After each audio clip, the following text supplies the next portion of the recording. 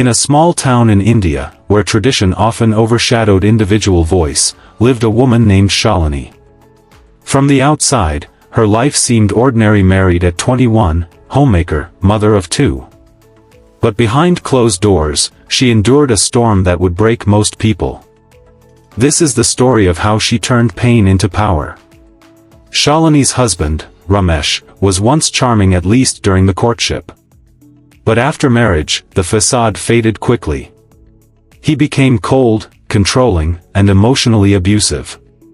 He criticized her cooking, mocked her dreams, and refused to let her work or study further. At first, Shalini tried to adjust. She told herself things would change.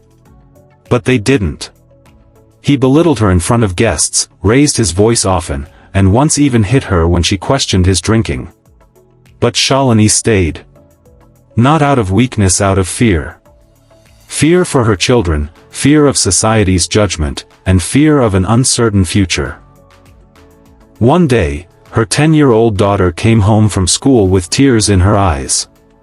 "Mom, why does Papa always shout at you? I don't like it." That moment broke something inside Shalini. She realized, if she stayed, her children would grow up thinking abuse was normal. She didn't want her daughter to accept pain as love, or her son to become like his father. That night, she searched the internet quietly on her phone. Free courses for women, how to earn from home, legal help for domestic abuse. She found an NGO nearby that supported women like her. The next day, while her husband was away, she visited them. For the first time, someone listened without judgment. For months, Shalini learned skills in secret, basic computer training, spoken English, stitching. She started taking small tailoring orders from neighbors under the pretense of doing it for fun. She saved every rupee she could. The NGO offered her emotional counseling and legal guidance. She grew stronger, clearer. One evening, when Ramesh raised his hand again, she didn't flinch. She stared him down. And she said, "Do it again and I'll walk out and never return."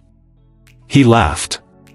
But a week later, she did walk out with her 2 children, a small bag, and her head held high. With support from the NGO and the income she had started building, Shalini rented a 1-room house.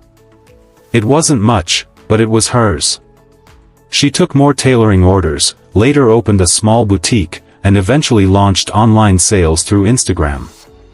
Within 3 years, Shalini became a local success. She trained other women, offered jobs to widows and abandoned wives, and started a trust to support abused women. Her children thrived. Her daughter now says, "My mother is my hero."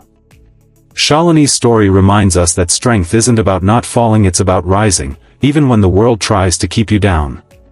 She faced abuse, judgment, fear, but she turned it into fire.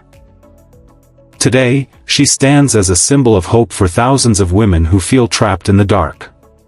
You are never powerless. All it takes is one decision, one step, and one moment of courage. If Shalini could do it, so can you.